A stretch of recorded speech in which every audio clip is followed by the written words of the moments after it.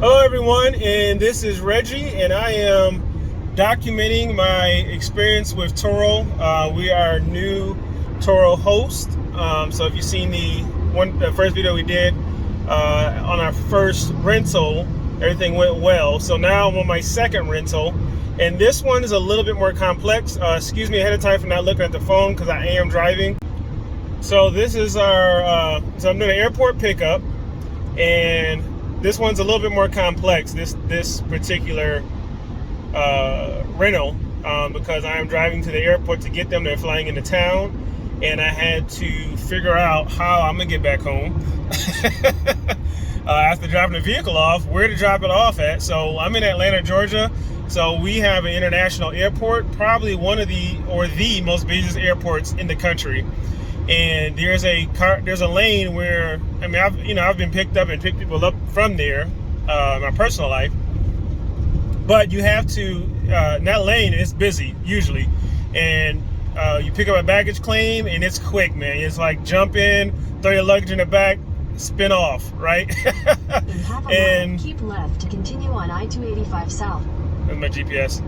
And I don't want to do that because you don't want to throw somebody the keys fast to a car they've never driven before, or I'll do a little bit of onboarding with the client. Plus, I don't want to create a bad experience Keep with left to continue on I-285 South. Jumping into the car. I mean, jumping out the car, throwing the keys, and saying waving goodbye. I don't want to do that. So, I am on a Turo Facebook group, and so they did share with me. Somebody shared with me that, hey, there's a rideshare lane in the airport.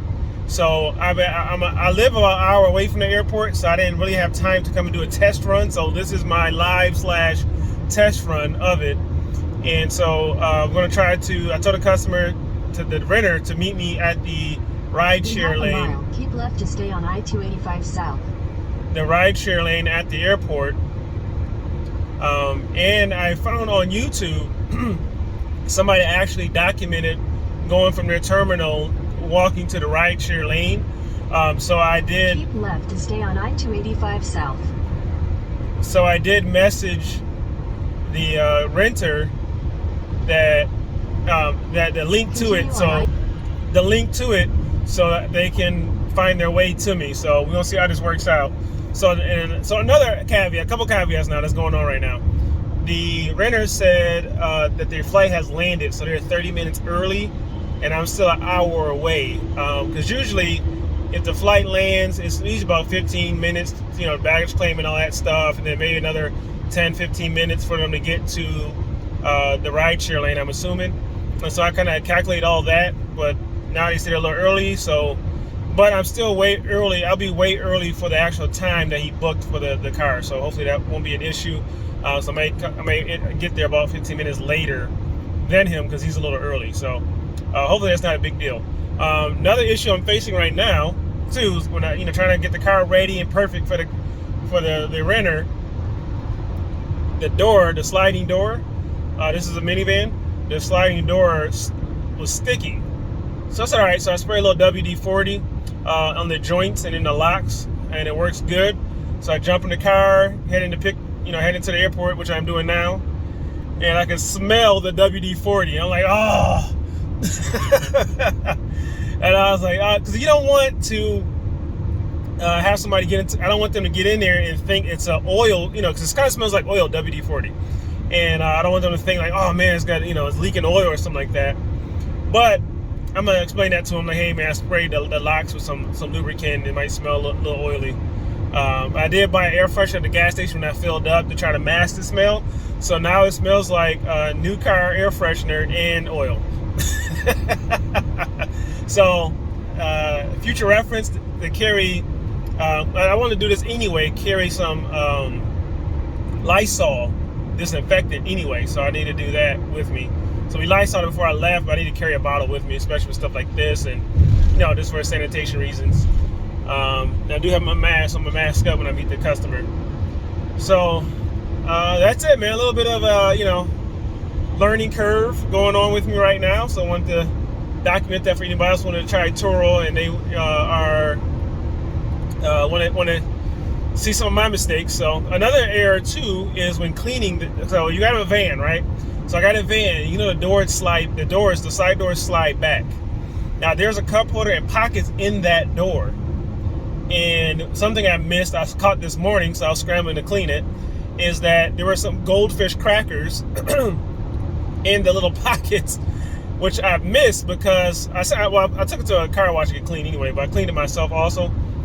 And I missed that because when I'm cleaning it, I open the sliding doors and you don't really see, it's out of sight, out of mind, those little pockets, you can't see them. And then when you close the door back, you don't see them. So the only time you really see those pockets is if you're sitting back there. And so I was like, oh, I noticed that this morning. So I scrambled to do that. So if you got a minivan, don't forget to close the sliding doors and clean inside those little pockets too. So this is where we're at. Wish me luck.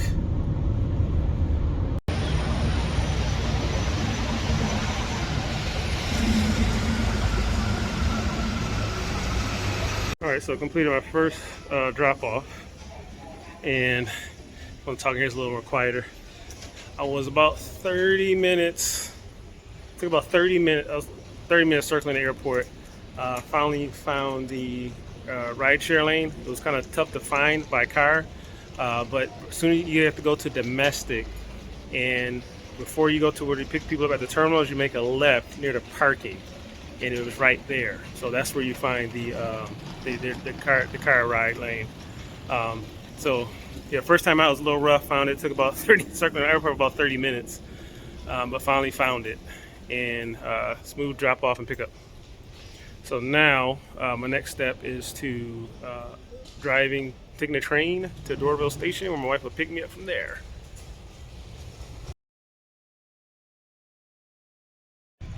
All right, so this is my feedback on picking up at the rideshare, not pickup, but the dropping off the vehicle at the rideshare, Uber Lyft rideshare at the Atlanta Hartsfield Jackson Airport. No signs. So my first time doing it, and I looked at some YouTube videos, and there's like one or two, but saying it was there, but not really how to get to it. So when you go to the North Terminal, you go to where the parking is, right before it, because you either go straight and you pick people up at the baggage claim, or you make a slight left where there's a sign that says parking, and you go in there, airport parking. Because I came in, I was expecting to see some sort of rideshare signs. When you first pull in the airport, there were none. I was driving off for 30 minutes, man, it was crazy. I assumed, I was like, okay, maybe it's over here where the rental cars is. There's rentals. So I'm like, okay, maybe it's in the rental section. Went over there, nothing. And then when you go to the wrong spot, you basically had to exit the airport and drive all the way around again. It's ridiculous, man. So second time around would definitely be much easier. I kind of wish I'd have did a trial run, but I'm an hour away from the airport, so that'd be like 2.5 hours out of my day, which I just didn't have.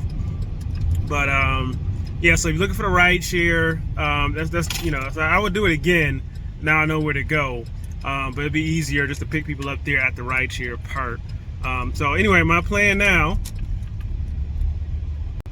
So anyway, so our plan was so far I dropped the car off at the rideshare section, which is right below the terminal pickups for domestic at Hartsfield Jackson.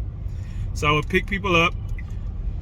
I would drop my vehicle off there, and I got on the train, and that cost $2.50 plus the car. I pay like $7 for round trip. I got two, so when I come back, in case I have to take MARTA again. So I got on MARTA train, took it to Doraville Station because I live in Gwinnett County, and my wife picked me up at Doraville Station. So that kind of worked out, so she don't have to drive all the way to the airport and get me.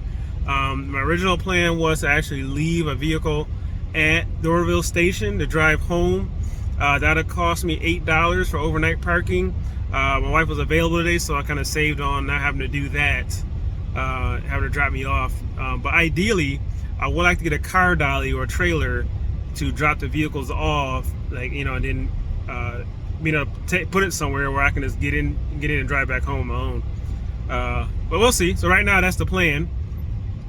We're new to Turo, so this is what we got to do. If you got any suggestions, feel free to leave in the comments. And this is our journey using Turo.